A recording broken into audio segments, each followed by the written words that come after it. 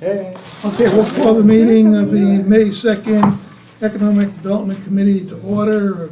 Counselor, call the roll. Sure thing, Mr. Chairman. Demalowitz. Here. Miller. Present. Epicoro. Here. Kuhn. Here. Robinson. Here. Ward. Collins. Drake, which I believe he'll be appearing shortly. And Mr. Reedy is excused. By President. Excellent. First thing on the item is, the only thing on the item is discussion regarding workforce development. We're here to have an overview of what Albany County is doing and what they're currently doing and what we can do to support you. So you got to go ahead and give us your presentation. Thank you, Chairman, and thank you for the invite to be here today. My name is Brian Williams. I'm Executive Director of the Capital Region Workforce Development Board, and I'm going to kind of just give a 10,000-foot view of the public workforce system for those that aren't aware of it, too. I'm old enough to be in this system for a long time, so I joke that workforce development boards are an act of Congress, but it's not a joke. We actually are an act of Congress. Back in the late 90s, Congress essentially said we are funding with federal dollars multitudes of employment and training and workforce programs throughout the country. And no one is talking to each other. We are duplicating services, everything is very siloed. So under the Workforce Investment Act of 1998, Congress developed, I guess we'll call it an agnostic system of workforce development areas across the country that are chaired by workforce development boards. Intentionally, the boards are made up of business leaders. Minimum 51% of our board needs to be business leaders in the region. New York State has 33 workforce development areas. We are currently in the Capital Region area, which is Albany, Rensselaer, and Schenectady counties. And our role is to act as the central hub for workforce development initiatives, workforce development programming, and to bring all the partners together that are receiving, minimally, that are receiving federal dollars to do workforce programming and get everybody in the sandbox together and actually build a sandcastle. In our region alone, we have 31 different organizations that receive federal dollars under U.S. Department of Labor and a couple other federal agencies to do workforce programming. They range from your community colleges, to your social service districts, to Job Corps, to housing authorities that all receive a portion of workforce funding to do that. The boards also are in charge of administering the federal dollars that flow through the Workforce Innovation Opportunity Act, WIOA, and which is under reauthorization right now because it's 10 years old now. And that is what sponsors the career centers in each of the regions. We have 3 comprehensive career centers in our region, one in Albany, one in Troy, and one in Schenectady. In Albany, we actually have 2 centers right now, one at 155 Washington and one at 175 Central. These are partnerships between the State Department of Labor and the local municipalities that are the Title I operators of the programs here. And those centers were set up, when they originally were set up back, in 2014, it was the brick and mortar central hub for job seekers that are looking for work. So the idea was to have all of the providers under one roof. So individuals don't have to go to multiple agencies to get the services they need, tell their story 16 different times, and get the services they need with warm handoffs right in the same place. What COVID did teach us was that brick and mortar is great, but there is no reason why someone who lives in the town of Bern needs to drive all the way to the city of Albany just to have somebody review their resume. So we started doing a lot more remote services. I use remote, not virtual, because remote can be over the phone, via email, all that kind of stuff. But then also partnering with multiple organizations like our libraries. So there's really no wrong door of job seeker services for individuals. I talked about the businesses being the lead on what we do. They are the end users, right? Our role is to ensure that Albany County and the Capital Region as a whole has a skilled, educated workforce based on what the business's needs are. So we work a lot with our educational providers like Hudson Valley, Schenectady Community College, BOCES, any of the programs that are offering, training programs to make sure they're connected to what the business's needs are. Examples are, you don't necessarily need a 2-year degree to be an HVAC technician. So let's talk to the schools about creating certificate programs based on what folks like Chris Foley Brothers is looking for in that respect. So we do a lot of convening is really what our role is. And we work hand in hand, with our economic development partners, obviously, in the region, because I am a firm believer that workforce development is economic development. Human capital is just as important as machinery, tax credits, all of that piece. And so we do a lot of backwards mapping based on that talent that's needed for the region. And, honestly, in my 30 years of being in this business, we have never needed to ensure that our residents are skilled up more than today. We are in a demographic drought. We knew this was coming. They called it the silver tsunami for a reason. Baby boomers did not have as many kids as their parents did, obviously. And the number of jobs out there are probably 3 to 1 right now. 3 jobs for every 1 person that's looking for work right now. But that does not mean that folks are not disconnected to good family-sustaining careers. And I think that's where our challenge is right now as a workforce system. I say that education and empowerment are the key things that we are focusing on right now.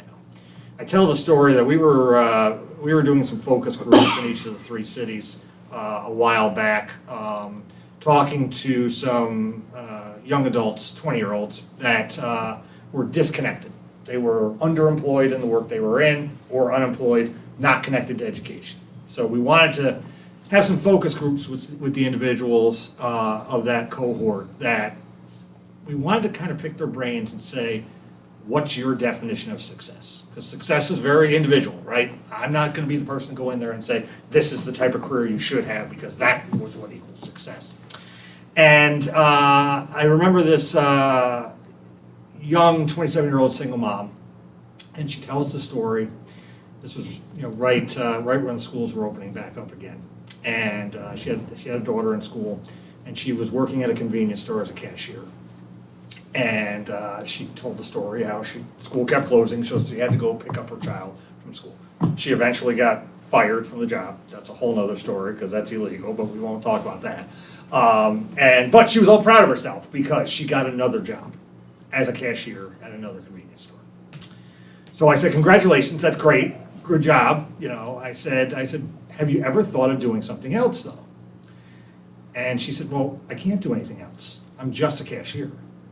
I said, well, first of all, take just out of your vocabulary, because the skill set that you have, customer service, money handling, dealing with difficult people, multitasking, all of the things that are needed are the same exact skills that are needed in pretty much every industry that's out there. So I said, let's talk about like banking. What about being a bank teller at this point? Again, same exact skill set. She said, well, I could never do that because I'm not good enough. I'm not smart enough. I don't dress well enough. And I said, okay, we have a problem, because folks don't know what they don't know, and the mystification of what they don't know is keeping them back. I tell that story to many of the bankers, the banking folks that I talk to, and they want a resume right away, because that's the type of person they are hiring. And they are training, and they are upskilling people in that industry already. Nothing against our convenience stores, right? But you're a cashier, maybe you're an assistant manager, maybe you're a manager at a convenience store, but there really isn't much of a pathway there. So in the banking industry, there's a whole pathway. So that first rung of the ladder might be the teller. That'll move its way up. So we're spending a lot of work and a lot of time on this education and empowerment of folks. And almost going a little old school on some of the things we've been doing. For example, we're going back to the old-fashioned field trips. So, for example, we took a group of young men from the south end of Albany here on a tour about a year ago down to TCI and Queens at the port. we intentionally had individuals who worked at that facility who looked like them give the tour, not the 55-year-old plant manager. And 4 of those 6 individuals got hired by the company, $23 an hour. Now, we all know Queens is less than 10 miles away from the south end of Albany, but there's no public transportation. In our region, we think everything north, right? So it might as well have been Los Angeles, California for these individuals. We worked out with Tech Valley Shuttle to provide transportation for them for the first 6 weeks. We worked with CEFCU and a couple of the other banking folks to get some low-interest car loans available to individuals. One of the guys bought himself a car. He provided transportation to his other fellow employees for the first few months. They paid the gas, that helped pay his car payment. He's actually bought another car now, and a much nicer car than I drive. But if we didn't do that old-fashioned field trip, folks wouldn't have even known that those opportunities were really in their backyard from that end. So we've done that with several businesses. We did it with Plug Power and the Housing Authority. We took a number of individuals from the Albany Housing Authority out to the new Plug Power facility just to kind of see what it was. And we are finding, and we're doing this in Schenectady and in Troy and all throughout the region as well, because it's educating folks on the opportunities that are right there. And you know, one of the things that I've been saying is no one can stay on the sidelines right now. We are in a spot where we need to have everybody have access and availability to good family-sustaining jobs. And sometimes it's taking folks on a field trip. Sometimes it's talking about transportation. Sometimes it's talking about childcare. Is there childcare opportunities that are available out there? And a lot of times, it's really just education on the different industries that are available out there. Whether we're talking skilled trades, whether we're talking manufacturing, whether we're talking banking, whether we're talking human services. We just did a roundtable with some human services providers the other day, and you know, I was trying to coach them through, like, we're not just trying to hire entry-level workers at Northern Rivers, right? There's a pathway there if you have an interest in being in that industry. Let's sell the pathway. Let's talk about the multiple on and off ramps with education on there, because there are plenty of educational scholarships and grants available for folks to upskill themselves as well. And so we try to do a lot of that education and empowerment based on what the business's needs are right now. We have run many programs with businesses. One of our most successful programs we've had with our federal dollars for years. We thankful to you as a legislature for the ARPA dollars that you've given us for this on-the-job training program. And what that program is essentially businesses are hiring individuals, training them themselves. We are reimbursing the business half of that individual's salary for the first few months so they can be upskilled and get those portable industry recognized credentials on there. So listening to businesses and educating the residents on the opportunities that are there is our greatest challenge right now, and talking to individuals, and I guess I'll call them the special populations that have not been able to participate fully in the economy, whether they're individuals with disabilities, disconnected young adults, reentry folks. We are working a lot with a lot of individuals to really bring them along into exposing them to the different types of careers that are out there. So we, again, in a nutshell, we act as that central hub for all the workforce activities in there. We're not always doing the work ourselves, but we're seeing that big picture of saying where are the needs, where are the holes, and how can we bring people together to solve the problems. Excellent, thank you. Are there any questions from anyone? Mr. Kuhn? Sure. One of the things I was wondering about was we do hear a lot about the labor crisis, and you alluded to that early on in your talk. And another issue that we've been dealing a lot with, or I don't know if we've been dealing with it, but as a country and a county we've been dealing with it, is the migration issues. And it often seems to me, as somebody who's not particularly trained in your industry, that aren't those sort of two problems that could sort of help each other, right? Like, is the influx of people from other countries, can that help with sort of the silver tsunami And so and if that is the case, like, what, if anything, is your organization doing to try and take that and turn it into a potential resource to Yep. help with some other Yep. problems? Yep, and you hit the nail completely on the head, we have folks coming into our country, that can solve a lot of these problems. A lot of folks have been using the phrase, it's either immigration or automation, because we need to figure this out, as a society. I call it my side hustles, I also serve as board chair of the New York State Workforce Association, so we're an advocacy group that does a lot of work around workforce issues, and one of the things that, we have been doing is, I was down in DC just last week, really talking to our elected officials, because that's where the crux is right there, is getting folks work authorizations to be able to work. We've been working with refugees over the years. Now, refugee status, for the most part, without getting into the INS aspects of it, but refugees, for the most part, have work authorizations. They're able to work in our country. A lot of the asylum seekers that are coming in now, they don't have the work authorization just yet, and it is a long process, at least 6 months to get to that piece.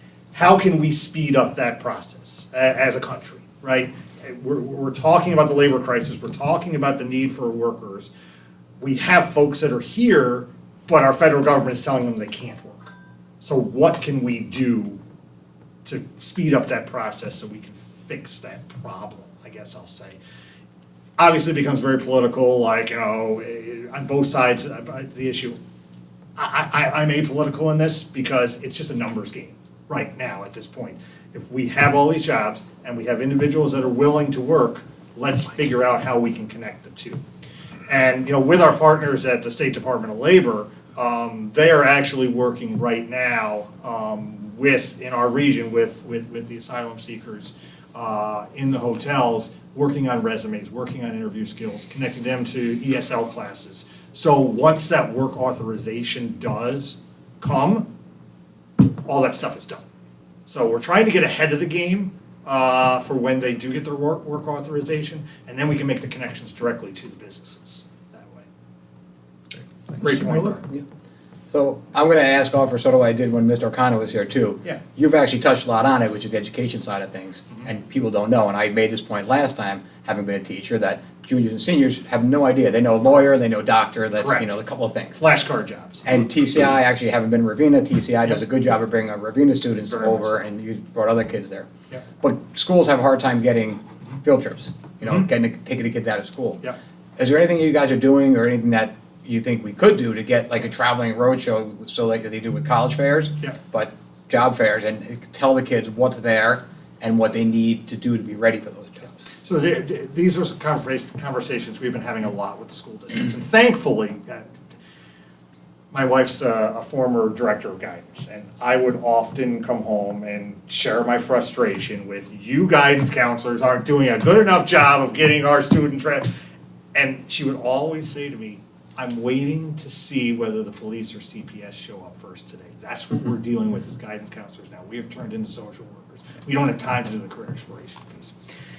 I think there was a lot of minuses of the pandemic, but one of the pluses that I'll see on my side is that the school districts are starting to see things differently. Now, that could be because it's coming from school board members and parents about, not everybody has to go to college, let's talk about other pathways, all of that piece. And, 2 years ago, we were approached by the Mahonison School District to provide, and we do this with all the school districts in the area, some push-in services. We'll do some resumes and, talk about some career exploration stuff. We help the schools with their career fairs over the years and whatnot. And Mahonison said, we need more.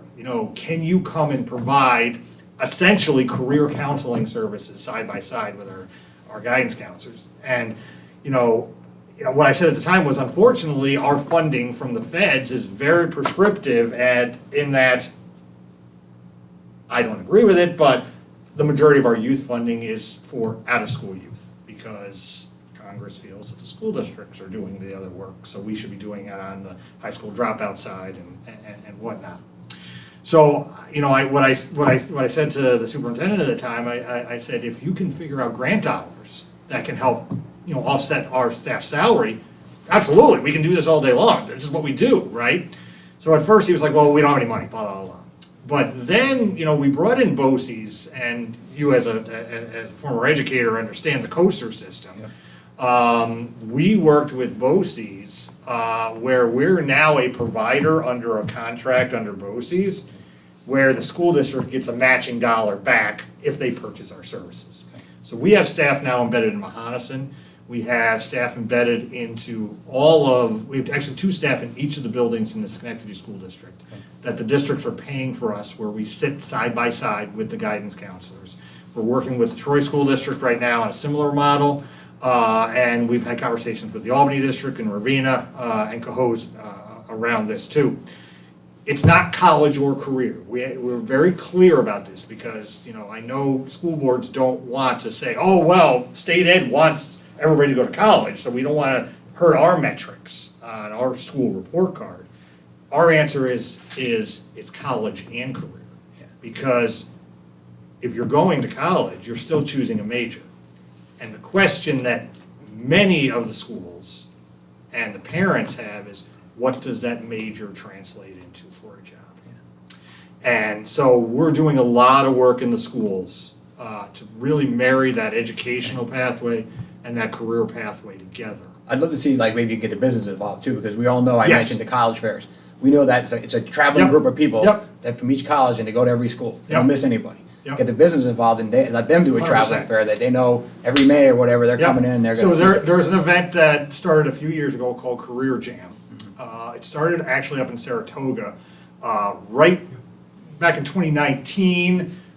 I worked with them to bring that model down here. Yeah. Then obviously the pandemic happened, so it is up and running. It's twice a year now.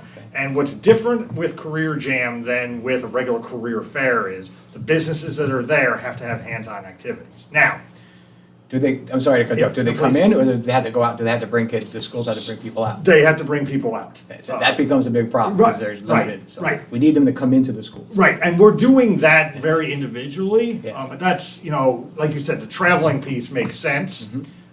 What I'm talking to with a couple of districts is the same night that we're doing those college fairs, we do a career fair too. Well, Do it at the same time. yeah, great. And honestly, getting the businesses to do that, I can do that like that. Right. That's easy. Like I said, we've never been in this place where the businesses will try anything right now Okay. to get their workforce. Thank you. We're fortunate, our BOCES colonies, they're maxed out Yes. on all their classes, and it's Yes. moving forward.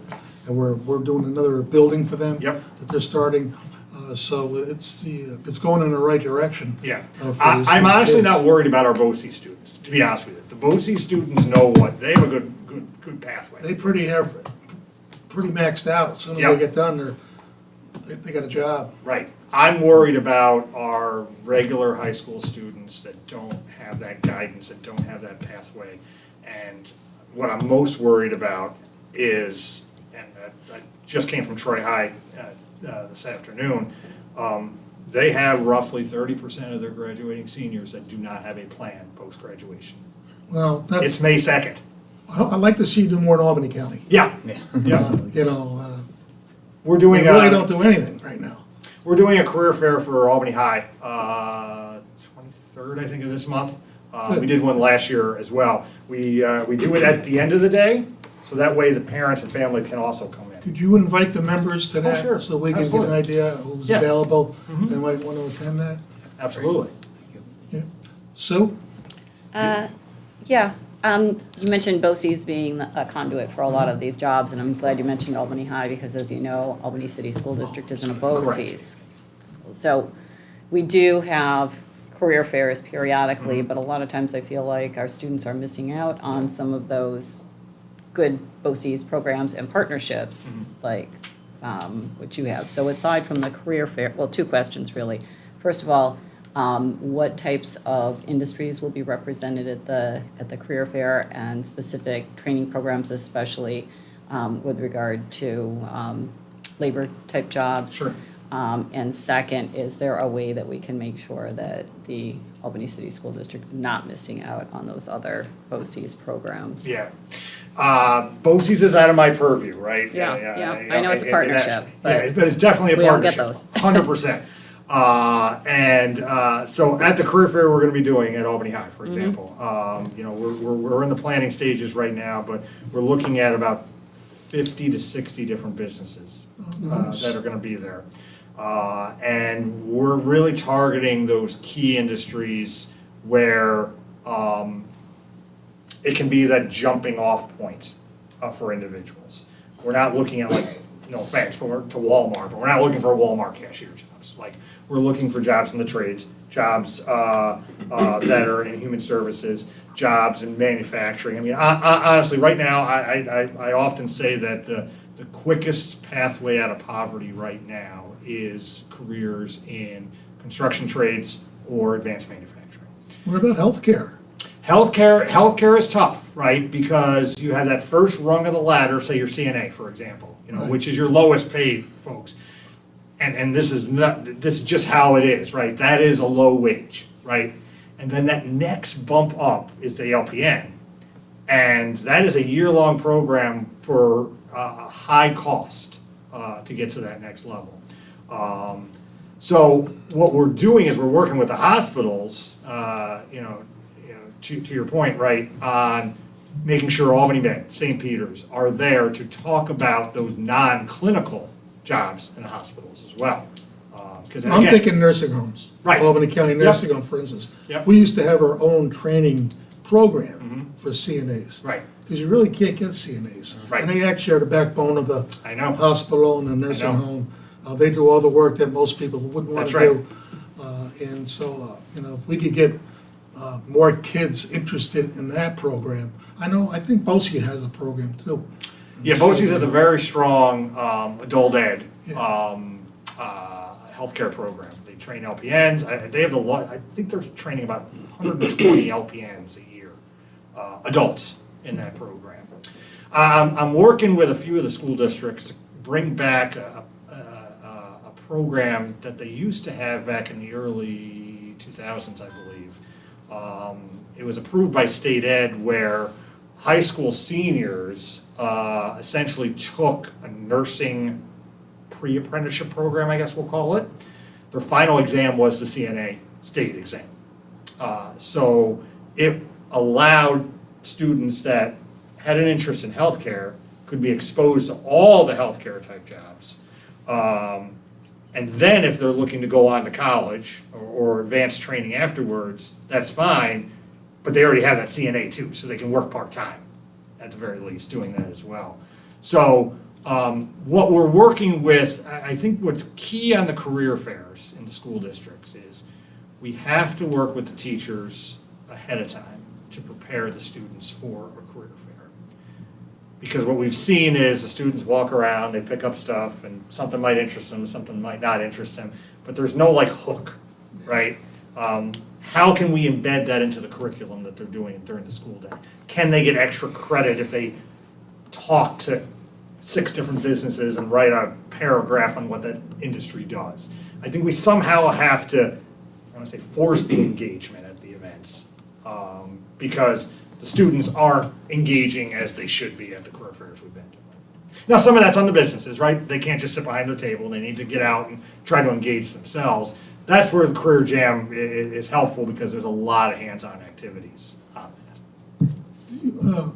Sue, are you done? Yes. Mr. Picoro, then Mr. Do you offer resume assistance at your physical locations? And also, if I was to need help with resume writing, what type of assistance do I expect to get? Like, would you like say, oh, that's a computer, you can just sit there and walk you through, or you have somebody one-on-one that is actually going to help write the resume? If you're comfortable and you want to do it on your own, we have our resource rooms in our career centers that you can do that. But we do have workforce advisors. We used to call them resume doctors, right? They will literally sit down with you and do your resume with you. Okay. Because what's key in now, and again, this happened back in 2008, 2009, when we had the Great Recession then, businesses got rid of their HR departments, and then the IT companies came in and said, hey, we can solve your problem. So now you're applying online, you're uploading your resume, and if you do not have the keywords on there, then you're not gonna get hit by that software. Our staff are trained to make sure that those keywords are on that resume, so you do get called. And that's at 175 Central? Yes, yes. Thank you. Mr. Trick. Hi. You mentioned engaging that, let's say, 30% without a plan, or you mentioned kind of creating incentives for people to come into the career fairs and so forth. In your travels and the groups you're working with, has any research been done recently to sort of understand why there's this lack of engagement? I mean, and I ask it in the context of a person who has struggled for the last 5 years to hire anybody to do anything. Yet, there are people with a lot of free time.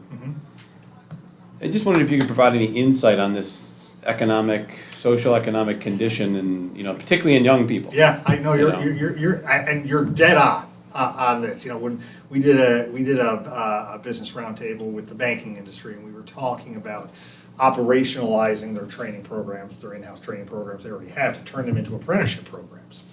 And we were talking about those pathways from teller, on up to financial analysts and whatnot. And we were hearing even from the folks in that industry that,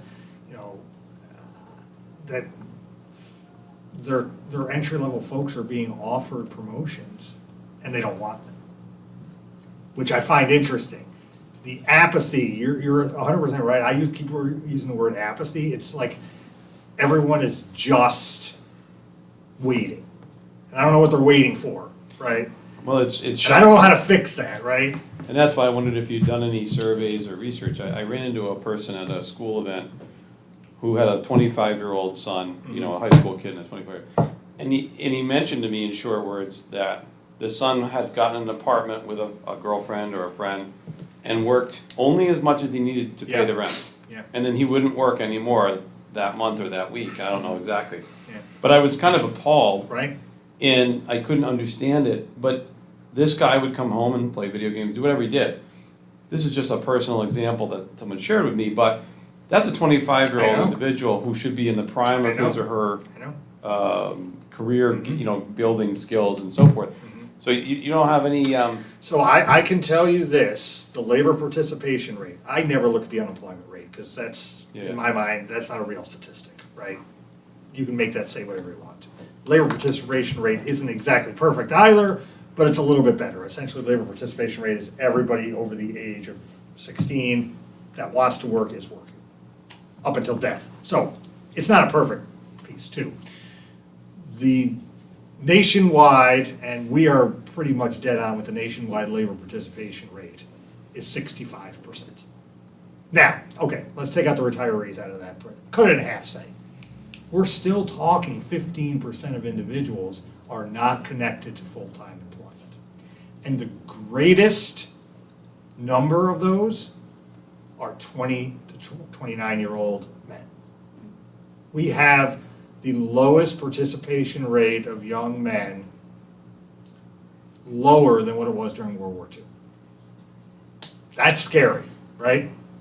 So, What is more government programs?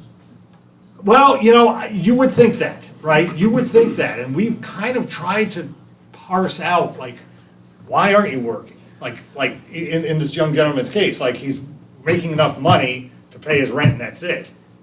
But is there something else that's being subsidized there? I don't think so. Exactly, so it's, again, I'm not a psychologist, right? But I think there's a lot of psychological issues that have played into a lot of this. Whether that came from the pandemic, whether that came from them being post 9/11 babies that we don't know if we're gonna be here tomorrow or not. But we're trying to do a big focus on these young men right now to figure out how can we engage them and empower them and get them to want to do more. Well, this has broad implications for private industry as well as actually the public sector in a sense too. And it is, this area has always been what we call, well, I don't know what the technical term is, but sort of a middle class, very stable area. Yep. Where you don't expect highs, you don't That's right. expect too many lows. That's right. And as such, we should have relatively full employment here because it is affordable to live Yep. here. And therefore, it's not like you're in Manhattan and if you made $25 an hour, you couldn't live. Right. Right, it's a different thing. And we know those jobs are out there right now, from $20 to $30 an hour all day, and they're not being filled. They're not being filled primarily by men. And they're not being filled in the industries that require action. And that stifles our economy here. If you can't build a home, right, you can't, That's right. whatever, okay? That's So that's why it's of keen interest to me, but I know personally, we spent 5 years trying to hire people, and they would call and not show up for the interview, or come to the interview and then not show up for the first day. And I always thought this was linked to the unemployment requirements, which it may be, in a certain sense. But what we're not seeing are the people who we don't think are on unemployment, Right. they're just not calling. Correct. We don't see high school kids shoveling snow. We don't see high school kids, mowing lawns. We don't see high school kids at all. And then we don't see college kids really working either. What are they doing during college? I don't know. They're not So, working. You're right. so I'm looking at my generation, everybody worked from high school Yeah. through college. Yep. Everybody, all the time, you had to, that was what you had to do. Yep. So there's a shift here that is really worth getting to know. Agreed. And, I think there's a larger number. There's still ones that are working. I'll take my son, for example. He's 25 years old. He worked all the way up from when he was 16 years old during summers when he was in college and whatnot. He didn't, unfortunately, did not come back to this area after college. He's in Rhode Island now, ready to buy his own house, like stuff like that. So there are 25-year-olds like that, and then there's 25-year-olds that are just, I sound like an old man Did the here. father have anything to do with that? Well, it could be, I don't know. But I think, and this is just my personal opinion, I think what's hurting right now is the gig economy. Because those individuals like this gentleman here that just needs to make enough to get by, well, they can Grubhub today, or they can Uber today, and they'll get paid today for the work that they're doing. And I think that is the instant gratification that's happening, and folks aren't looking long-term. Because their safety net, in my mind, isn't necessarily the public assistance programs, it's that they can do the gig economy stuff when they need to. Mr. Robinson? Thank you, Madam Chair. I think that, like my colleagues are speaking, is the disconnect. And you say that we want to really get this generation trained up, for instance, like in the trades. There's a trade school in the South End, Mac, right? When and they came, it was every big excitement that they was going to train up the youth. You know what I'm saying, for the trades.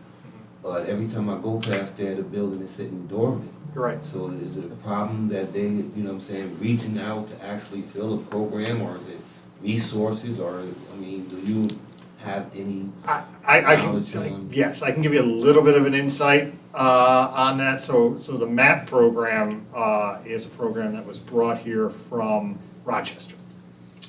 And it is a nonprofit, privately run organization.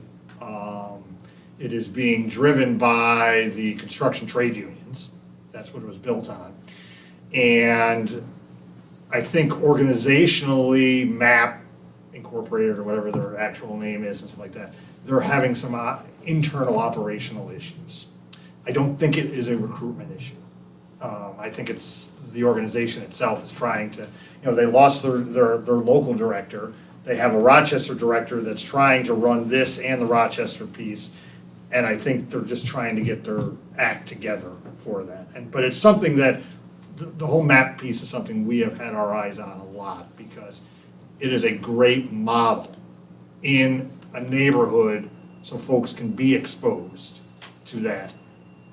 And I don't want it to die because of an operational issue of the provider that's running it.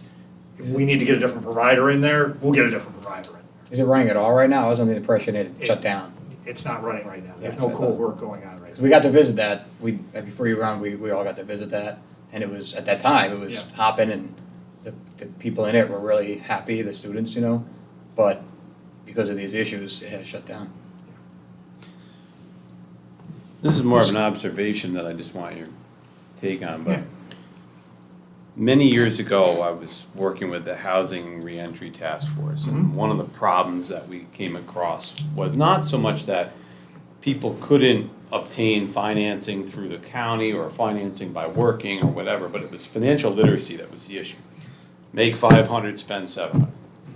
Make 500 today, but your rent's 3 weeks from now, or your car payment, whatever, you don't have it then, you have it today, you spend it today. Okay, that was that problem. But now what I see here is a lack of the positive valuation of work. And I wonder if that isn't something that could be included in curricula for getting people into careers. Because I see people devaluing work and the rewards that come from it in addition to finances. And, as a society across, it's certainly not a capital region issue. Yeah. But, the value of work creates all these other things that socially and economically go hand in hand with it, versus the value of not working, versus the value of not working with subsidies. You have these different things across the spectrum, which, I don't want to knock anybody who's having a hard time, but there is a tendency for people to believe that it's not worth working unless I'm going to be rich. Yeah. And I think that's a falsehood. And that's hurting our communities even more than just the labor force participation. It's a lot of participation issues that are going away. So anyway, it's just something that might be of value when you think about these sort of roundtable things, and how do you sort of entice people into the workforce? Is there some program that can really talk about what are the benefits of being a working member versus a member receiving a subsidy versus somebody receiving what's the unemployment, whatever, or somebody who works enough for their rent and stays home, because where are you going with that? Yeah. In a broader social economic picture, you might pay your bills today, but what is your value of personhood to yourself? Your level of accomplishment, you come home at the end of the day, what have you done? And so those are the things that I think play into this. We focus a lot on what is your passion, right? What excites you, and how do we tie that into a job? Because if we can start with passion, the money's gonna come. And that was the conversation we were having with the human service providers was, the whole caring gene piece, like, oh, I'm gonna be a CNA because I like to take care of people and all that kind of stuff. All right, that's fine, that's your passion, right? Let's figure out what the passion is, and let's go back to the video game piece, right? We have all of these kids that play video games all the time. Conversations we have with them is, how would you like to develop a video game, right? How would you like that to be your job, to actually create the next video game?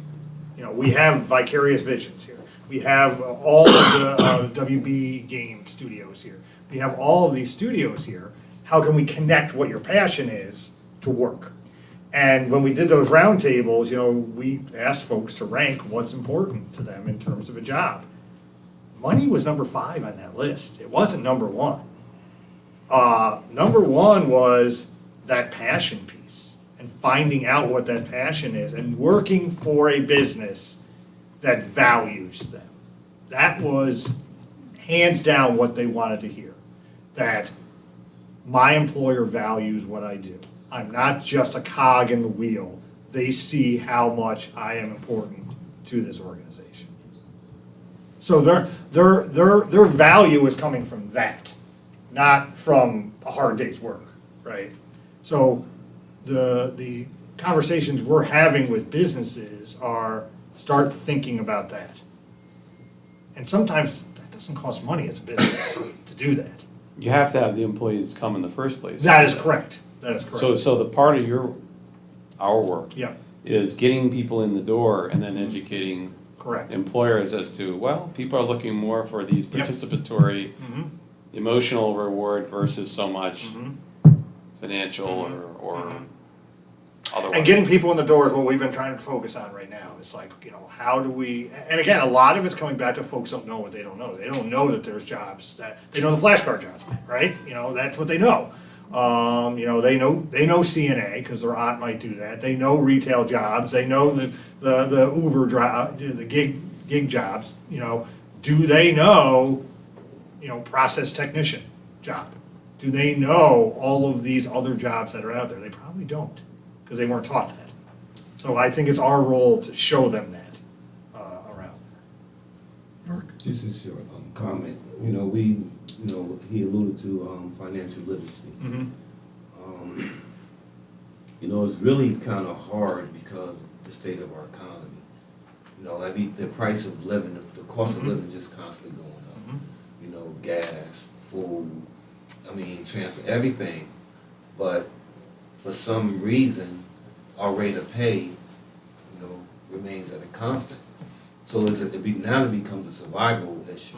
You know, do I pay my lights this month or my car note this month?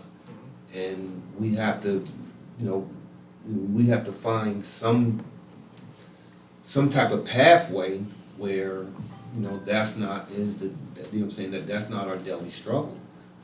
And, you know, it's you know, and it's part is getting, you know what I'm saying, those that's coming up, you know, we have to, you know, find a way to get them interested, like you say, to find that passion. And, you know, must be a rough job. Yeah, I mean, what we're telling folks is don't look at the job, look at the pathway, right? Because my job is not just to get you that job. I could do that, that's easy, right? I need you to see what's next in that career pathway that you have, so we can get you more money, so you're not deciding whether to pay your rent or eat this month. This is an important point, because I've heard people, and you know, we're in the sort of construction and management business, people will quit a job because they're not making enough money. Think about that a moment.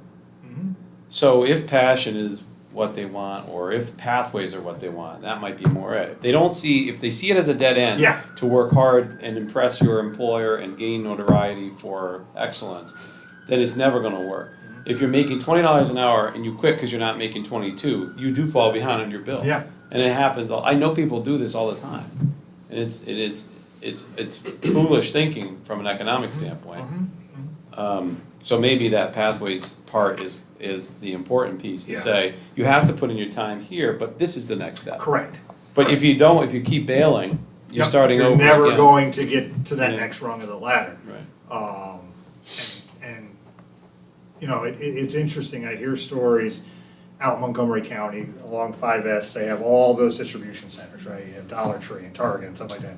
And folks are hopping from job to job in the warehouse for like 5 cents more an hour. I'm like, okay, that's good, you're making more money, but you're still not going up from there. Like, what's next after that? Like, okay, you're working in a distribution center, you see all the tractor trailers that are coming in and out, you know how much those guys are making, let's see if we can get you upskilled to get to that next level, instead of it just being a job, I'm working in a warehouse.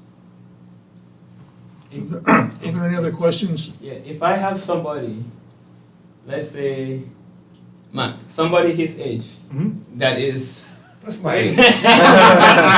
He's just a kid. Just start now. if I have somebody his age looking for a job today, how long would it take you to like find him a job to get started? Well, are we talking just a job, or are we talking something that's going to Career path. Let's career say path, right? something that will pay him Because we like- can get you a job tomorrow, right? That's Let's say something that will pay him like 45K a year. okay.